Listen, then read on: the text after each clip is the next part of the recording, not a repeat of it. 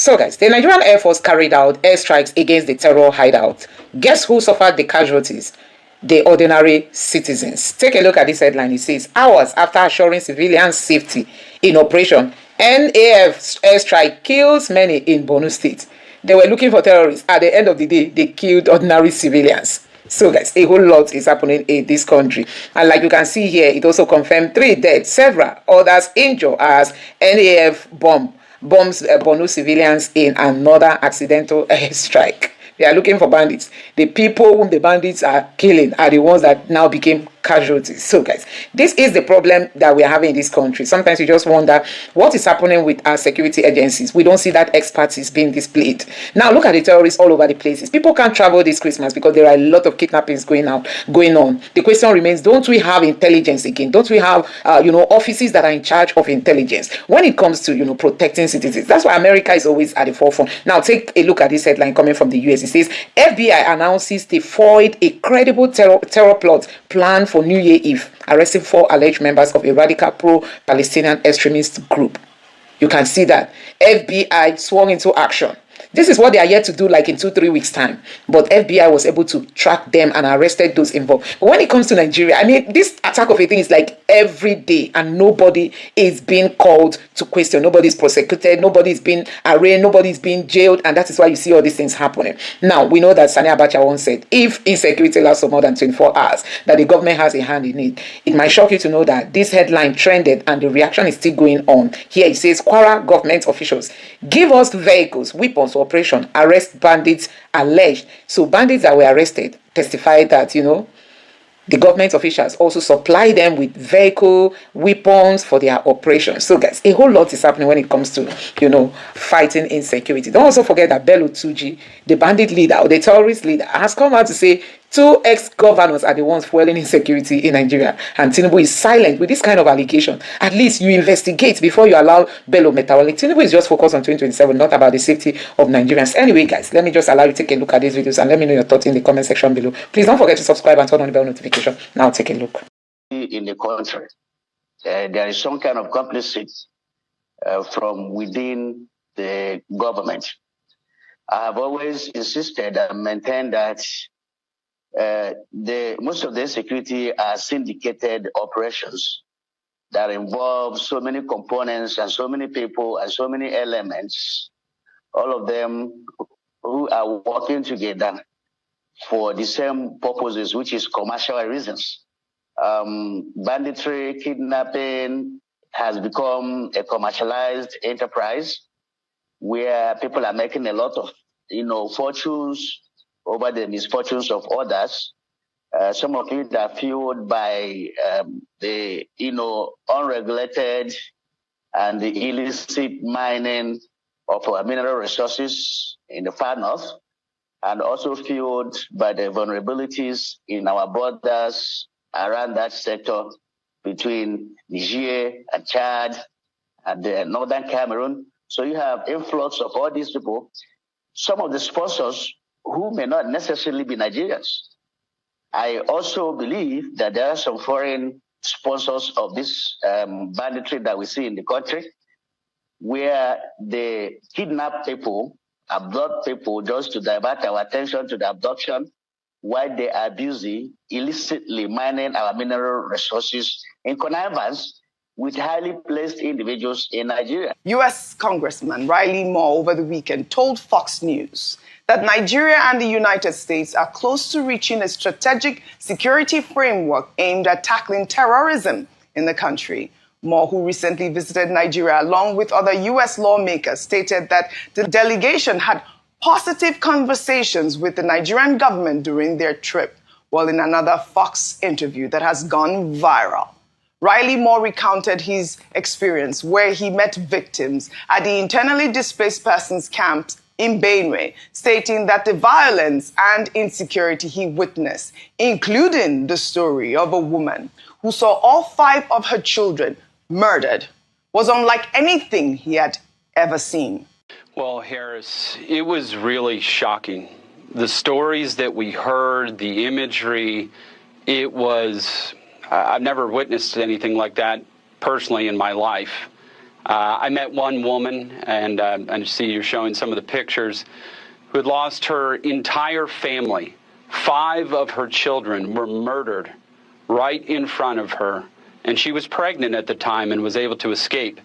She had that child at an internally displaced camp, and I mean, you could just see that her soul had literally left her body. And there are countless stories like this. Another woman was attacked. Her family was attacked. She lost her husband, her 2 daughters, and they murdered her unborn child. These Islamic terrorists murdered her unborn child and took it right out of her.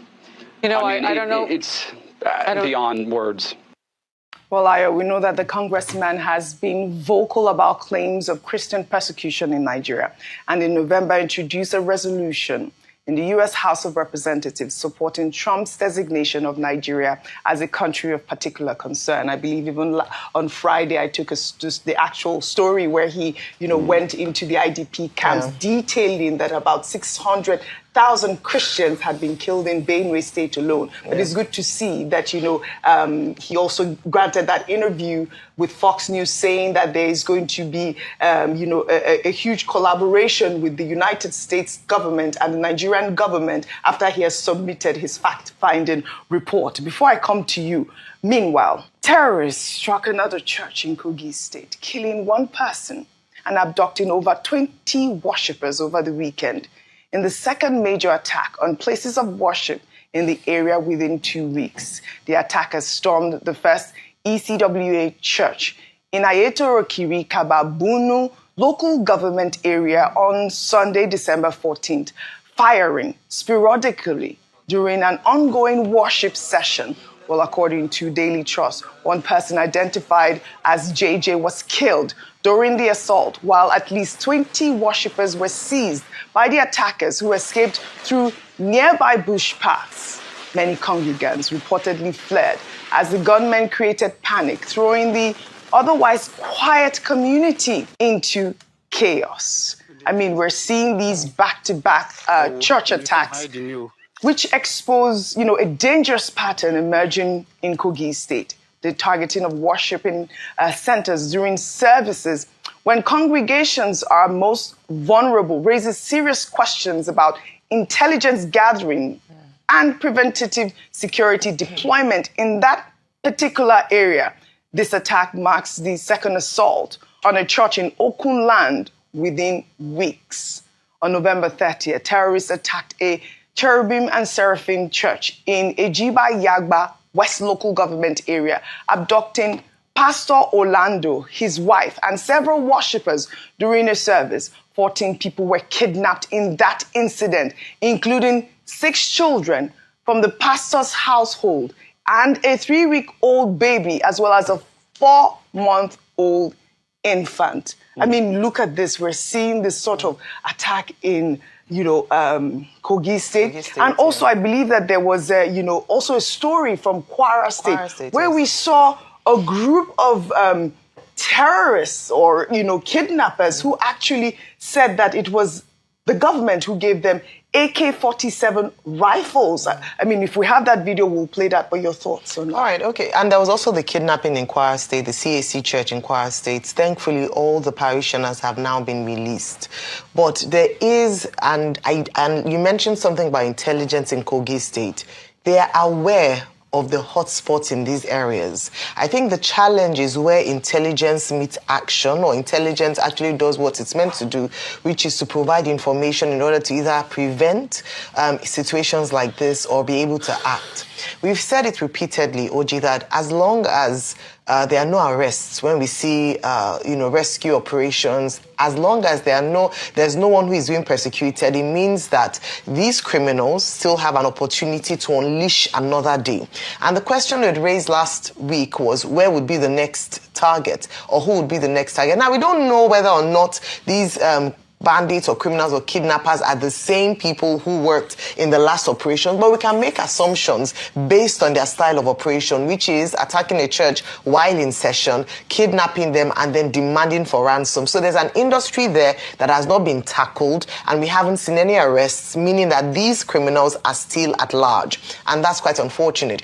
I was speaking to someone who had an outreach in Kaduna State, and people were advising, why don't you go by road? And one of the things they said is that they know hotspots in Kogi State, and that is why they cannot pass that area. So they know, they are aware of the operations. I think what is biggest on our minds this morning is if there's an awareness, there's knowledge, information, intelligence, why is nothing being done about it? Why are we not seeing more protection? Why are we not seeing arrests in these areas around that?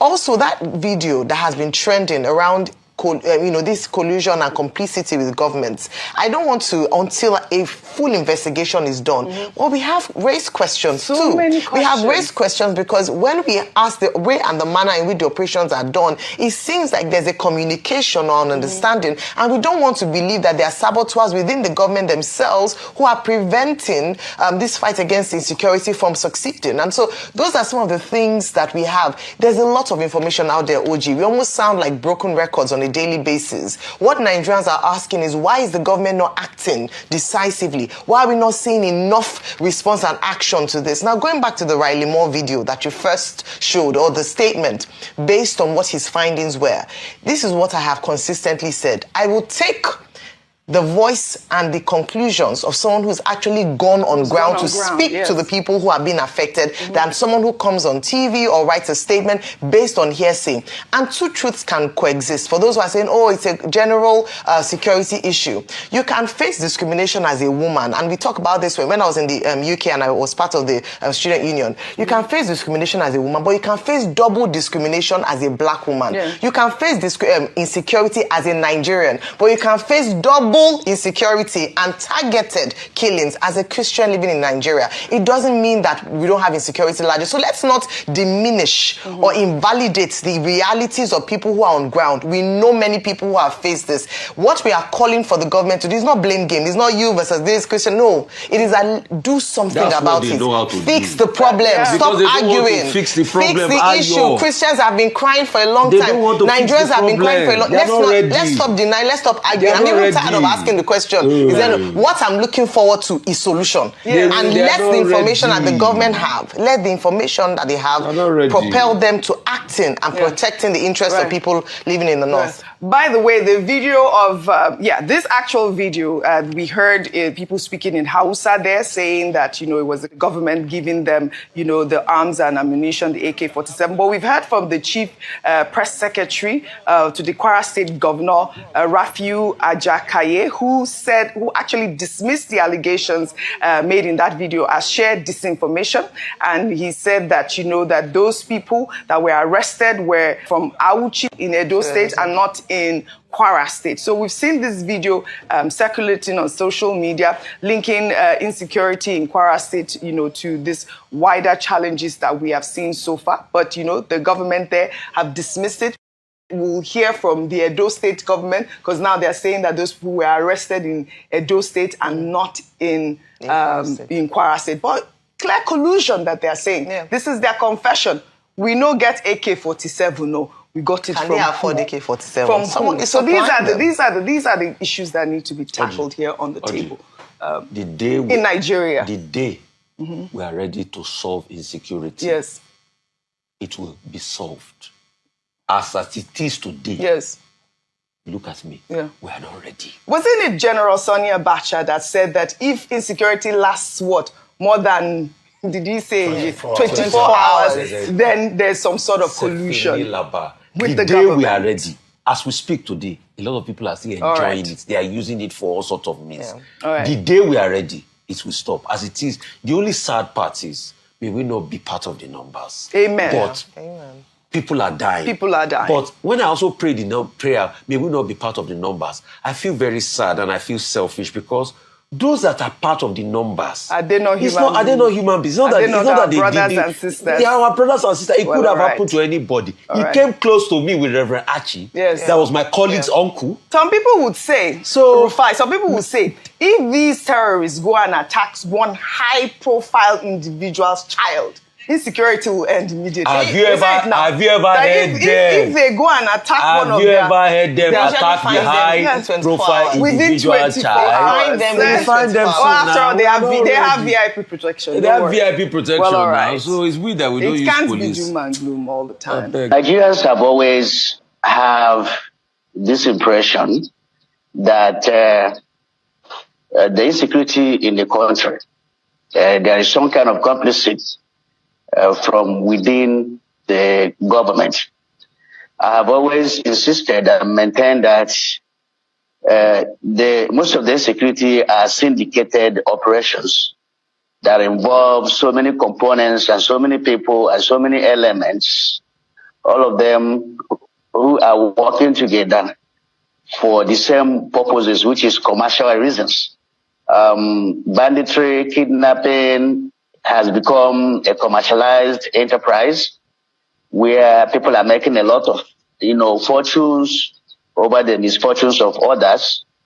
Some of it are fueled by the, unregulated and the illicit mining of our mineral resources in the far north, and also fueled by the vulnerabilities in our borders around that sector between Niger and Chad and northern Cameroon. So you have influx of all these people, some of the sponsors who may not necessarily be Nigerians.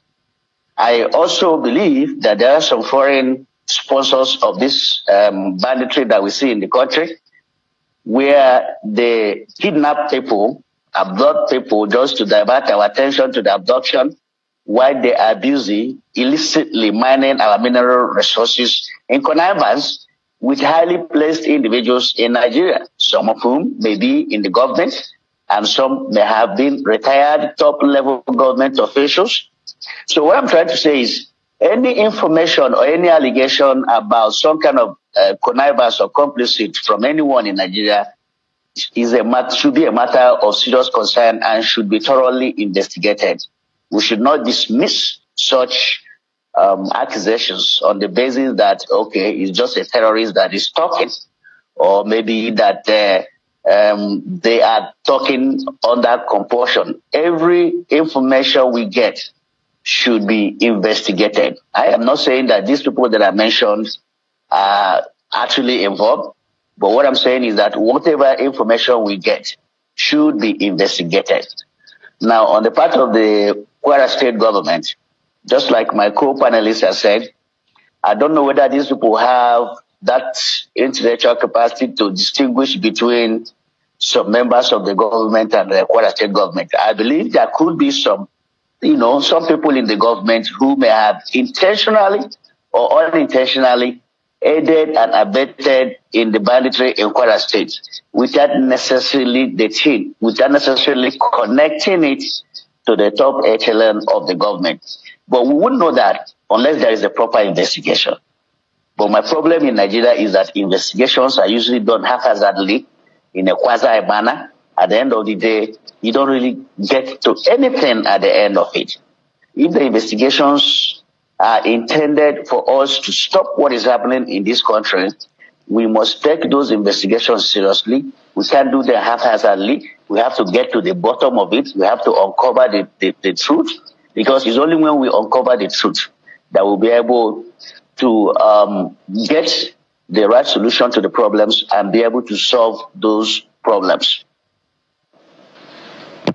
Right. So let me go back to Mr. Getso and just get a sense of where we're lacking. I know you've mentioned those responsible and all of that, but right now the president has said, on the one hand, let's recruit more, strip VIPs of the police officers attached to them. Let's take the battle to the terrorists.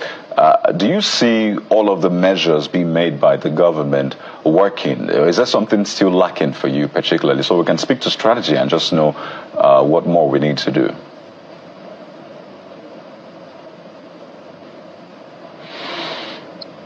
Is this a question for me? No, that's for Mr. Getso.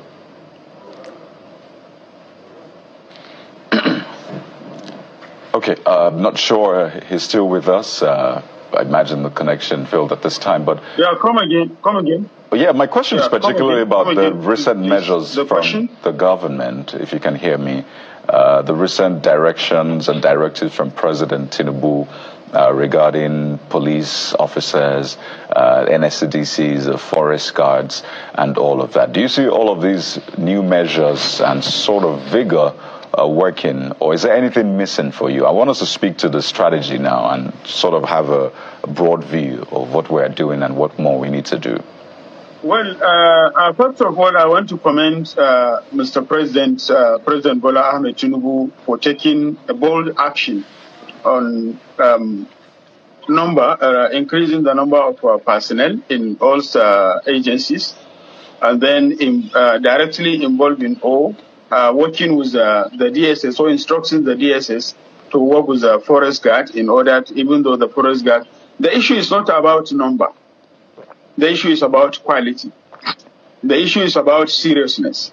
The issue is about commitment. Government have been given directions.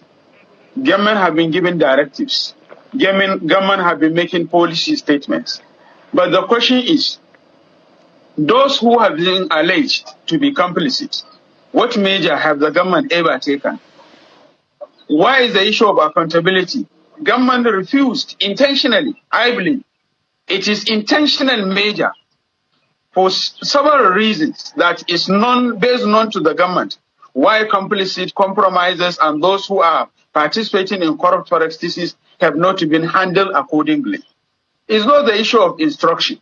It's the issue of following up on the instruction and holding people accountable and responsible for their actions and inactions. Yes, I believe that instructing the civil defense, the DSS, the forest guard, and the military and other security strata, go and do this, go and do that. But after giving the instruction, what follows? Who do we sanction?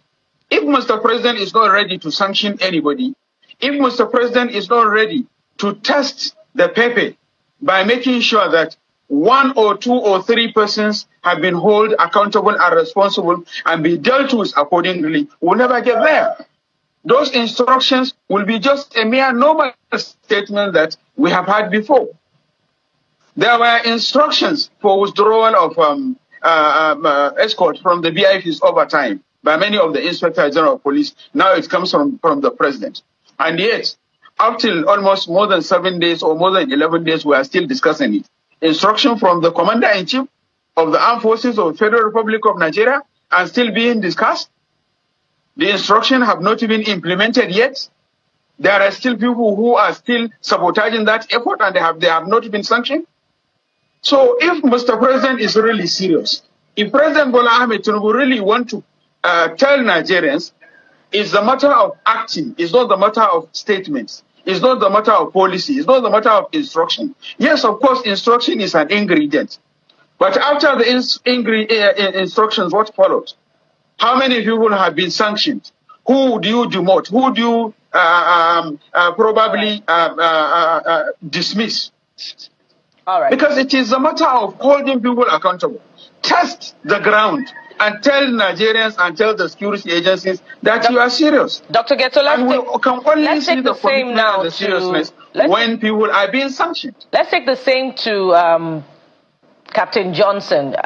What should be done differently in terms of strategy? And shouldn't we be seeing a difference in the approach to terrorism, particularly to reining on bandits who are interacting, with, Nigerians online on social media, especially now that we have a defense minister who is a retired general in the army? Well, the issue is not about having a retired general. This is for Captain Johnson now. Sorry, pardon me, Dr. Getso. Let's take it to Captain Johnson. Yes, the issue is not about having general because we have. It's for Captain Johnson. Dr. Getso, please just hold on. Captain Johnson. Okay. Okay. Well, I don't believe that this current administration is doing things exactly the same way the previous administration is, pursued their own security affairs. As you have alluded, you've mentioned quite a few steps that have been taken, at least seem to have been instructed to be taken by this current administration, such as withdrawal of, policemen from VIPs.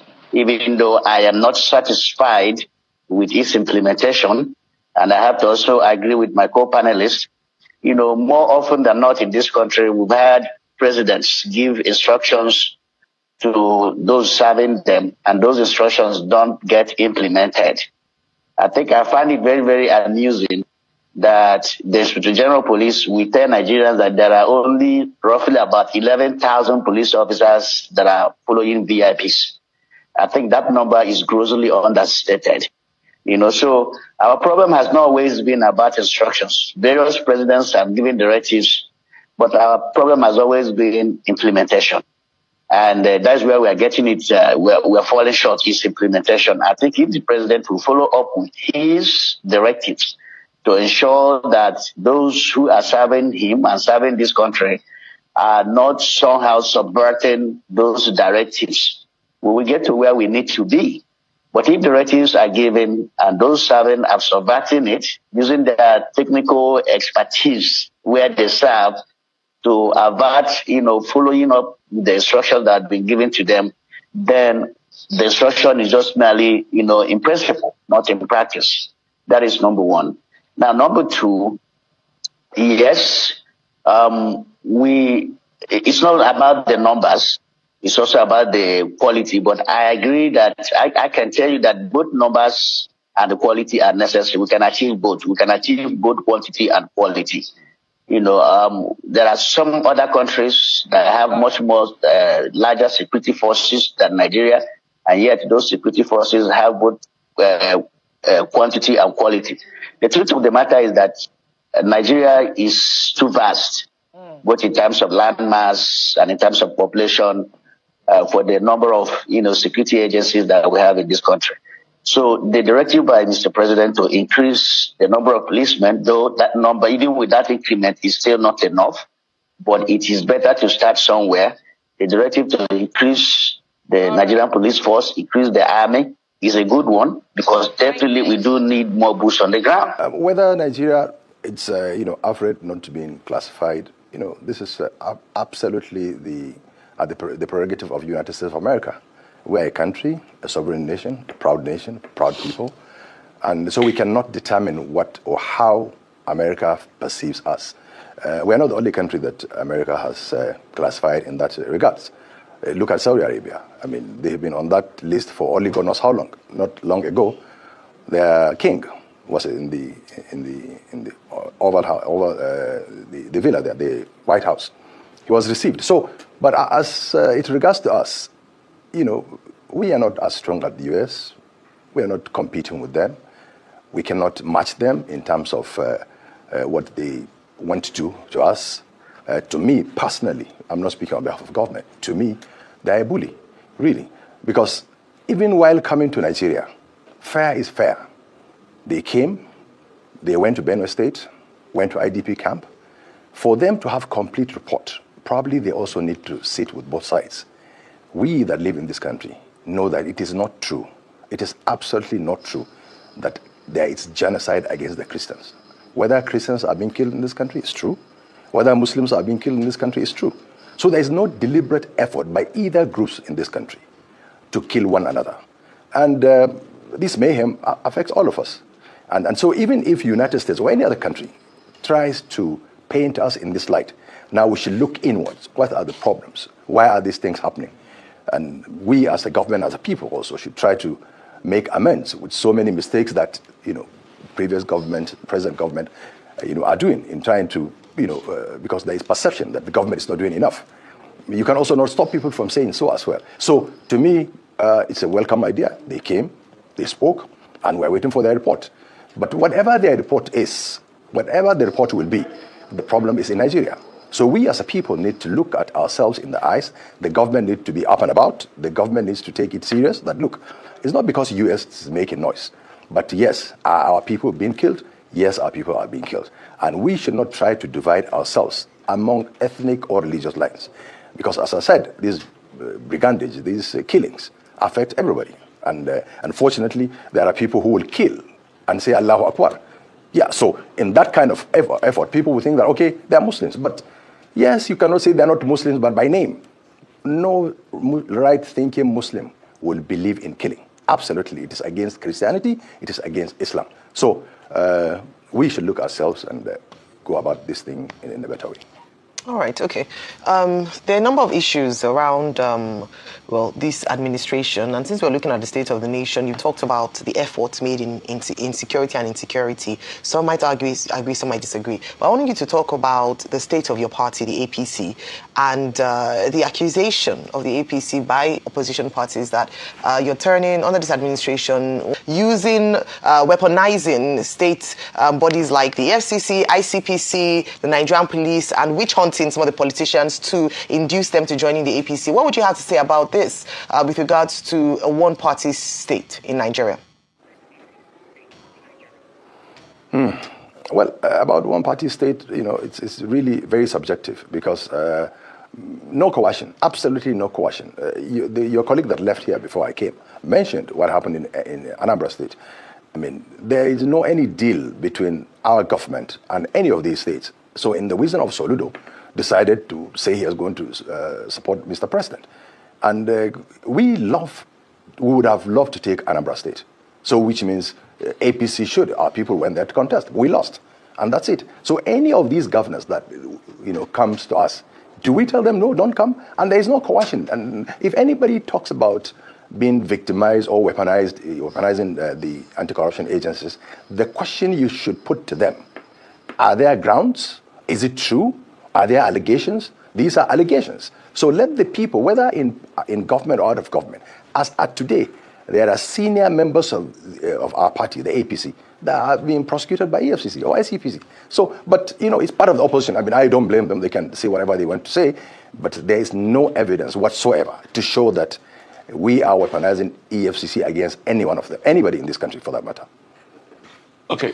I mean, so I'll just read this out to you. It was a statement issued by ECWA. ECWA has about close to 10 million members in Nigeria, and I'm just going to paraphrase because it's quite a long statement. So they said that ECWA firmly and solemnly declares that there is clear, verifiable evidence of systematic coordinated campaign against Christians in Nigeria. Hardly a day passes with reports of killings in Christian community. And invariably, what they've been saying here is that all of this amounts to genocide. It was a statement signed by Reverend Dr. Ayuba Asheshe, ECWA General Secretary. I mean, what do you tell this 10 million strong church that says that there is Christian genocide and they're killing their members? I mean, not to say there are not killings of Muslims in the country. What do you tell this ECWA church? That's number one. Number two, you said you want evidence that we're not tilting into a one-party state or that people are not being coerced to join. I mean, look at the cases. Look at the EFCC cases now. I mean, Aliko Dangote just spoke about a serving government official that he said he can provide evidence for that he sent his child to school with $5 million in Switzerland. We have not seen the EFCC pick that up.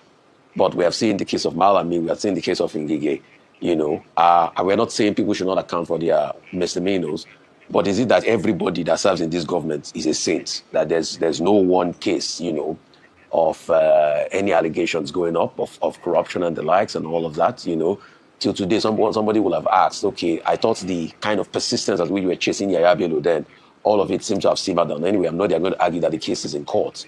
So these are the things people are looking at. And you said you would have loved to take Anambra. You didn't really put forward a viable candidate. I'm not sure your party stakeholders went to campaign with Ukachukwu in Anambra, so you were not interested in Anambra. You had already done a deal with Soludo long ago that he was going to tilt his way. So, I mean, these are just some of the pushbacks. And good to see you. I wish you the best of the season. All the great festivities this season. I wish you the very best. And congratulations again to was it your child that had a ceremony that I wasn't part of? I'm sorry I couldn't be there. Please forgive me. I was scared. Yeah. Thank you very much, Rufai. Now, I don't want to talk about numbers now, whether ECWA, are 10 million or they are 100 million. But a life is a life. A life of a Christian Ekwa is a life. A life of a Muslim is a life. Whether there are killings in this country, yes, there are killings. Whether Christians are killed in Nigeria, yes, Christians are killed. Whether Muslims are killed in Nigeria, Muslims are killed. So to me, I cannot stop them from saying whatever they want to say. But genocide, if you look at the meaning of genocide, in this country, there is no deliberate effort by either the Christian militia, if they are, or the Muslim militia, if they are, to deliberately go after, like, okay, now we're talking about the Christians. There is nowhere where a group of Muslims decide to go and attack Christians because they are Christians. Because this whole issue of problem probably started with Boko Haram. And the case... Mr. Farrakh, I have a case. Okay. Oh, go ahead. Which one? Archie. Reverend Archie was apprehended and kidnapped from his home because he was a Christian clergy. And he was killed, despite the fact that ransom was paid. In fact, I advocated for that case. His wife is still in captivity. God only knows what has happened to her.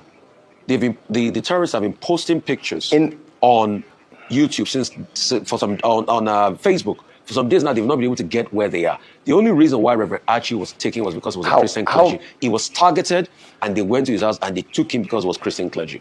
And I have copious evidence from the family members that I investigated and I spoke to. There are so many evidences also against Muslims being kidnapped and killed.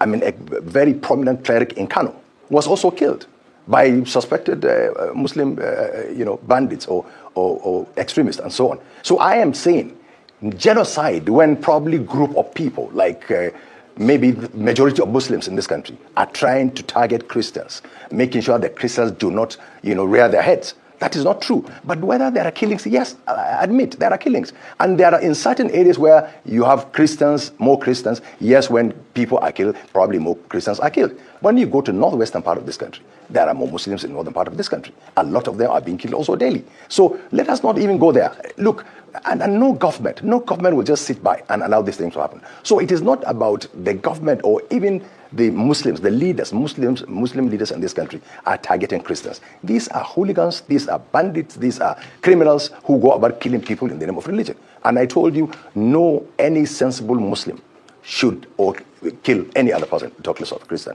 Now, you spoke about deal, between us and Soludo. It's up to you, Rufai, to think that we have any deal. But in politics, we will do everything legally possible to win an election. I mean, is that the problem of APC if other parties are disintegrating? Is it the problem of us if because you have served in government and now you are being prosecuted? So guys, many people have applauded this human rights lawyer who is calling the Sultan of Sokoto to stop inviting religious leaders. It's not about asking for peace because Christians are not fighting with anybody. It's all these people who are believed to have, some of them are believed to have come from other countries and being aided by those in Nigeria to enter communities, invade communities, kill people while they are sleeping, burn down houses, drive these people to IDP while you occupy their community. What does that say? It has to do with, genocide, trying to, ethnic cleansing. That's just the right language. Now, let's see how Nigerians are reacting after the human rights lawyer fired at the Sultan. And this person is saying, let me read exactly what the human rights lawyer wrote. Let me read all that he said in this reaction. So the human rights lawyer has replied Sultan of Sokoto for calling Pentecostal leaders and asking them to live in peace. And this human rights lawyer has a message. Let me read it exactly what he said here. He said, stop the hypocrisy. Nigeria crisis is not interfaith tension, but blood-soaked genocide by Chief Malcolm Emoji Ayovu Omiohopo. And he went ahead to say, let us stop the deception. Nigeria's problem is not interfaith relation. Nigeria's problem is mass murder. While Emir Sanusi's grandstands about peace and interfaith harmony, hosting Pentecostal leaders for photo ops in Kanu's indigenous community are being in Kanu, indigenous communities are being slaughtered in cold blood across the country by armed Fulani militias. Villages are razed, women are raped, children are butchered, farms are seized, entire population are displaced. And he went ahead to say, and yet, where is Emir of Sanusi's outreach? I have never heard him condemn the ethnic cleansing of indigenous people, mourn the women raped and brutalized, call out the militias terrorizing non-Fulani communities, demand accountability for those who sponsor, protect, and arm these killers. Instead, what we get is silence wrapped in sermon. Hey, this man is powerful. I mean, he went ahead to say, even worse is his deliberate refusal to condemn the Sharia criminal justice system and the institutionalization, a system that directly violates Nigeria's secular constitution, legitimizes religious extremism, normalizes violence and discrimination and fear, provides ideological cover for mob killing, blasphemy, lynching, and religious persecution. You cannot preach peace while blood is still flowing, killers roam free, victims are silenced, and unconstitutional religious laws are enforced by the state. That is not leadership. This is moral cowardice. Peace without justice is a lie. Interfaith dialogue without truth is a scam. Harmony without accountability is an insult to the dead. He went for that to say Nigeria does not need more carefully worded speeches or palaces. Nigeria needs voices brave enough to name the killers, confront the ideology behind the violence, and reject every system that places religion above the constitution. Until this happens, all talk of peace from traditional and religious elites remain empty noise, spoken over mass graves. Hi. And he went ahead to say, history will not remember who hosted meetings. History will remember who spoke out and who stood silent while genocide unfolds. This is powerful. I mean, this is powerful. I really love this speech. You know, Emir of Kanu. This is powerful. Now, let's see some of the reactions. Now, this person reacted and said, the earlier you all realize that those terrorists and so-called bandits are just conquests and expansionists too, backed by their elites of the core north, the better for you all. They have told you all that all bandits are not bad. They can't bomb the forest. They are their sons, etc. I mean, this is nothing but the core truth that this person is speaking. You know, now this person here said, until this government position is abandoned and discredited, this government's position is abandoned and discredited, Fulani jihadists will continue to prowl our land with blood flowing through our farms and villages. Before Buhari government, we had Boko Haram, but 2027 till date is worse. Sugarcoating won't solve the problem. That's deceptive. And this person say, give your ancestral lands for cattle colonies or face death. That's Buhari's presidency. You know, that's what they said. Give them your land or you face the death. And this person say, you are really saying the truth. Every one of them is involved. The world knows. This person say, Fulanis are always support their brothers in crime. The love for their Fulani terrorist brothers is paramount. They can't trade that for money. Boko Haram Fulani terrorists, bandit terrorists, and Fulani herdsmen terrorists, they are all mercenaries for the Fulani caliphate. And this makes sense. This person is a well-spoken lawyer. Can someone forward this to the emir? Sometimes I wonder what causes Emir Sanusi's Sanusi's calculated equivocation and outrage in spite of his brilliance. Okay, sometimes I wonder what causes Emir Sanusi's calculated equivocation and outrage in spite of his brilliance. To me, anyone who takes his or her religion too seriously to dehumanize another is worse than an animal. Now this person is a Lamido Sanusi. He's a Fulani, Boko Haram Fulani terrorist, bandit terrorist, and Fulani herdsmen terrorists. They are all mercenaries of the Fulani Caliphate. Sultan of Sokoto is the head of the Fulani Caliphate. The governors in Hausa nations are Fulanis. And this other person say, if you are still supporting one Nigeria scam, continue enjoying what Nigeria has to offer you. Get your poverty validation card to renew your sufferings and smile in 2027.